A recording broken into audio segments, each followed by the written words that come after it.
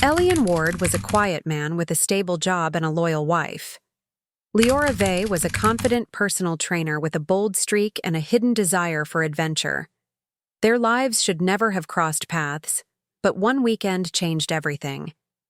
What began as a consensual wife swap between two couples spiraled into a deadly obsession, a twisted fantasy that consumed Elion's mind and led to one of the most disturbing abduction cases Rivermore had ever seen.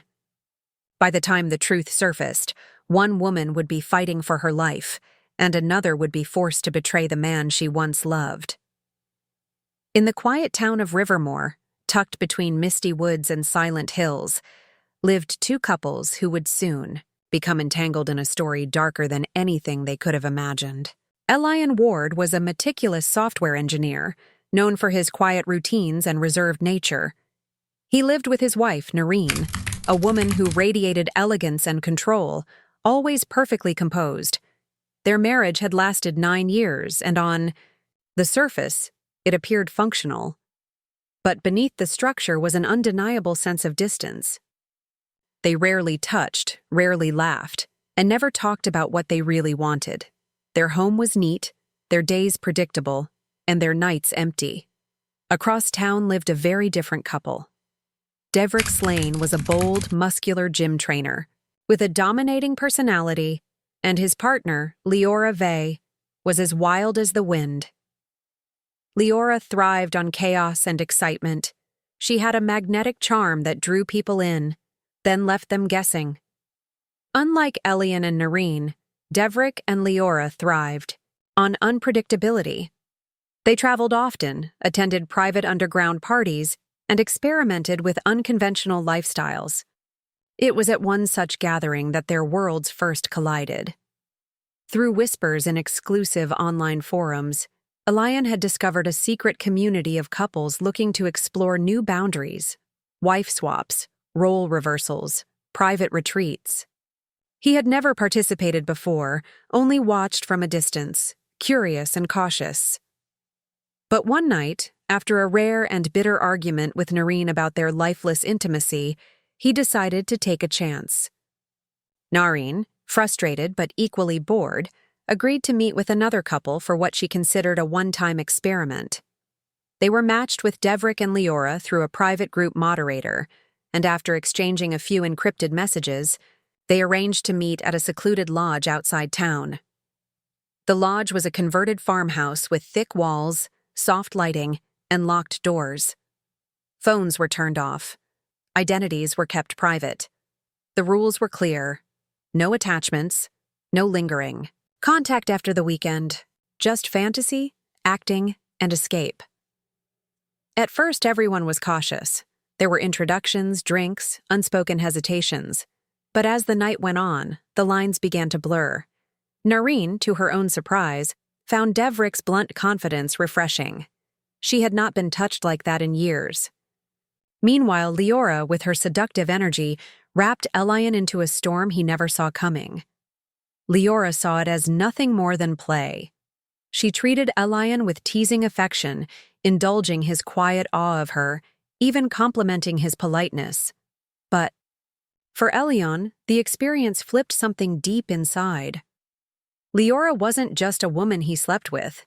She became an ideal, chaotic, beautiful, unpredictable. Everything his structured life lacked.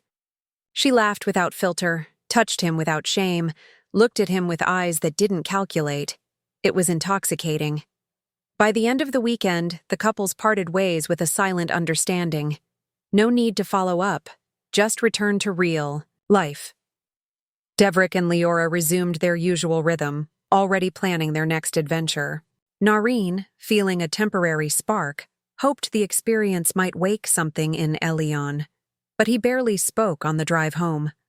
She assumed he was ashamed, or at least unsure of how to process it.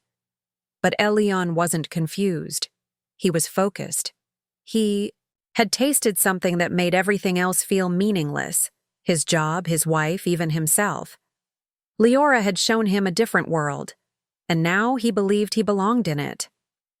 He became quiet, not from guilt, but from obsession. He started rewatching old videos from the lodge's shared camera. He zoomed in on Leora's eyes, her smile, her hands. He wrote down everything she said to him. He told himself that she had seen him for who he really was, that their connection wasn't a fantasy, it was fate. And in the stillness of his home, while Noreen folded laundry and watered the plants, Elion began planning how to see Leora again. Not as a partner in a dame gars, but as something else entirely. Weeks passed after the lodge weekend, but for Elion Ward, time had lost meaning. He no longer moved through his days with the same precision. His work suffered. He stared at screens without seeing, typed code without logic. His life, once filled with neat to-do lists and silent dinners with Noreen, was now consumed by a single thought: Leora Vey. She had taken root in his mind like a slow-growing weed, beautiful but invasive, spreading into every corner of his thoughts. What had been a one-time experience for her had transformed into something eternal for him. He began small. He created a burner social media account and followed her fitness pages, liking posts she had made months earlier. He watched every video she posted, pausing to study her expressions. He even reverse-searched a photo to find the name of the gym where she worked. At first, he told himself he just wanted to see her one more time, from a distance. No harm done. So he drove to the gym and parked across the street watching from his car. He sat there for hours, engine off, windows rolled down, breathing slowly as she came and went, laughing with clients, moving with ease and energy. He started doing it 3 times a week, then every day. Soon he stopped caring about being seen. He went inside the gym once, pretending to inquire about a membership. Leora didn't recognize him. Why would she? She'd been with other men before. But for Elion, that moment hurt deeply. He watched her brush him off with a polite smile and realized she had already forgotten him. That realization didn't weaken his obsession, it deepened it. He believed, now that she was trapped in her chaotic life and needed to be reminded of what they shared. At home, Noreen noticed subtle changes. Elion came home late. He didn't touch her. He flinched when she entered the room unexpectedly. One evening, while organizing the attic, she found a shoebox tucked behind insulation. Inside were receipts from cafes and gas stations near Leora's gym. A photo printed on office paper of Leora walking down the street. A napkin with a lipstick mark, labeled in Elion's neat handwriting, same shade she wore. Noreen froze. Her first thought was that he was having an affair. Her second was, worse, this was no normal affair. It was fixation. Meanwhile, Devrick began noticing strange things too. Flowers left on their doorstep with no note. Missed calls from unknown numbers. The feeling of being watched while locking the gym at night. Leora, always carefree, brushed it off. She joked about having a secret admirer, but Devrick didn't laugh. One night, he came home to find Leora's gym bag unzipped and missing a pair of used workout leggings. Nothing else was stolen. It was deliberate. Someone wanted something personal. Elion's actions became bolder. He started leaving small gifts where Leora would find them. A charm bracelet on her windshield. A playlist on a flash drive slipped into her locker. He imagined her finding them and smiling. He convinced himself she knew it was him and was playing along, flirting from afar. He interpreted her silence as mystery, her confusion as shyness, her distance as a challenge. His delusion was growing, louder, and reality was fading. Noreen tried to confront him one night. She asked where he had been. He stared at her blankly and walked away. She followed him into the basement and saw a wall pinned with photos of Leora, some from online, some clearly taken in secret. She saw maps, receipts, notes, and printed messages. Her voice caught in her throat. She didn't see guilt in Elion's eyes. She saw clarity. Back across town, Leora started feeling uneasy. She began locking her windows. She changed her jogging route. The fun was gone. Something was off. Something was wrong. And then one night, she disappeared. The night Leora Vey disappeared was unremarkable at first. The weather was calm, the streets were quiet, and the routine of her day had been nothing out of the ordinary. She had finished a double shift at the gym, trained a few late clients, and texted Devrick that she'd be home by 10. She never arrived. Her phone stopped responding around 9:46 p.m. The last known footage of her showed her exiting the gym, ponytail swaying, bag slung over one shoulder, walking confidently across the dimly lit parking lot. Then she vanished into darkness. Devrick waited for hours before raising the alarm. At first, he assumed she'd stopped at a friend's house or gone out for a drink, something spontaneous and typical of her. But when midnight passed and her phone went straight to voicemail, he knew something was wrong. He drove to the gym, retraced her steps, called everyone she knew, and eventually contacted the police. A missing person report was filed just before dawn. The authorities took immediate action. Leora was well known in Rivermore, and her disappearance triggered public concern. Posters went up. Social media flooded with posts about her. Police combed through security footage, interviewed coworkers, and canvassed the area. But nothing made sense. There was no sign of a struggle, no screams, no forced entry, and no witnesses. It was as if she had evaporated in the space between the security camera and her car. As the search intensified, Elion Ward made a chilling decision. After days of silent dread, she contacted the police and handed over the box of disturbing evidence she had found in Elion's possession. Photos, notes, schedules, all obsessively catalogued. She told them everything: the wife swap weekend, the sudden change in her husband's behavior, the items he had hidden, and her growing fear that he had done something terrible. Investigators acted fast. They tracked Elion's car through highway tolls and security cameras and found that he had driven to an abandoned textile warehouse on the outskirts of Rivermore just a few hours after Leora had last been seen. It was a building long shut down, marked for demolition, surrounded by overgrown weeds and rusted fencing. Surveillance showed he had made multiple trips there over the past month. When authorities arrived at the warehouse, the place was silent. It took them hours to search the interior. Inside, they found strange signs: candles burned down to the base, empty food containers, and personal items belonging to Leora. Deeper in the building, one room had been transformed. A windowless chamber had been cleaned and repainted. On the walls were printed photos of Leora, her name scrawled dozens of times in red marker. There were candles arranged in circles, worn clothing folded neatly on a cot, and a scent of perfume. In the air that matched the brand Leora used, it was clear she had been here. But the question remained: where was she now? Then, during a final sweep, a detective noticed loose floorboards beneath a dusty rug. They pried it open and discovered a hidden hatch. Inside was a small cellar-like space, cold and damp, with thick metal chains bolted to the walls. And there, barely conscious but alive, was Leora Vey. She was curled in a corner, bruised, dehydrated, but breathing. Her hands were raw from the restraints. Her voice was hoarse when she tried to speak. She had been trapped for 5 days. Paramedics rushed her to the hospital. The details she later shared painted a disturbing picture. Elion had lured her by disabling her car and offering help, only to force her into the trunk.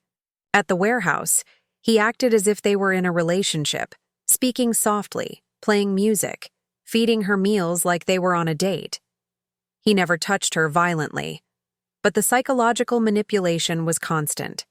He believed she was there, by choice, that she just needed time to remember what they had. But Leora never believed in any connection. For her, the weekend at the lodge was a forgotten thrill. For Elion, it was destiny. A destiny he was willing to imprison her for. He was nowhere to be found. He had fled. And now, the hunt for him began. Elion Ward had disappeared without a trace. By the time authorities found Leora Vey in the hidden cellar of the abandoned warehouse, he was already long gone. Surveillance footage from nearby traffic cameras showed his vehicle heading east out of Rivermore just before dawn on the third day of Leora's captivity. From there, the trail went cold. He had prepared well. No phone, no credit card use, and no contact with anyone from his past life. It was as if the man had simply vanished into the folds of the country. The FBI became involved, categorizing Elion as a dangerous fugitive with a history of psychological instability and escalating behavior. His background painted a strange picture. No criminal record, no previous signs of violence, yet the evidence showed careful planning, obsessive tendencies, and a growing detachment from reality. He wasn't just hiding. He believed he was living out a fantasy, and in that fantasy, the world didn't matter. Only Leora did. Meanwhile, Leora struggled to return to her life. Though she had survived, she was not the same. Her bright, carefree personality dimmed. She barely left the house, and every creak of wood or unexpected knock made her jump. Deverick did his best to support her, but the strain was visible. He blamed himself for not acting sooner. He had dismissed the signs, the strange gifts, the missing items, the gut instinct that something wasn't right. Now he lived with that. Guilt.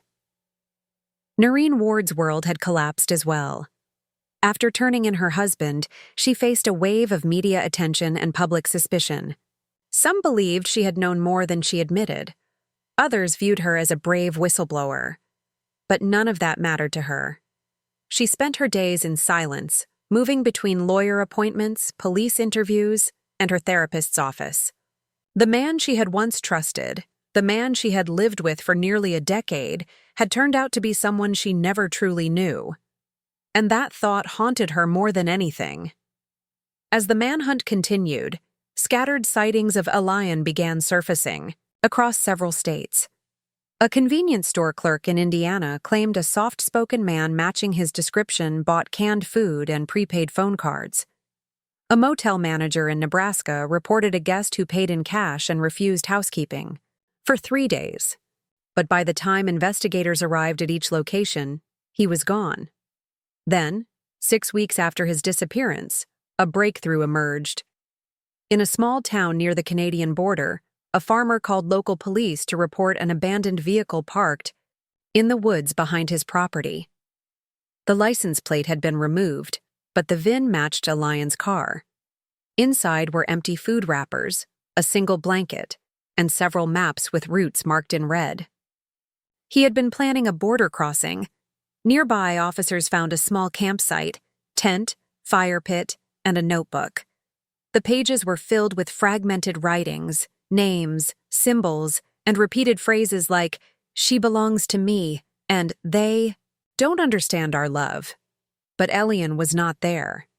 The trail had gone cold once again. The notebook, however, offered chilling insight into his mind. He described the lodge weekend as a divine intervention, claiming Leora had been chosen. He referred to himself in third person, sometimes as the Watcher, sometimes as the one she forgot. There were sketches of her face, detailed, timelines and fantasies of a reunion where she would finally see the truth. Investigators believed he was spiraling deeper into delusion and that he might eventually attempt to make contact again.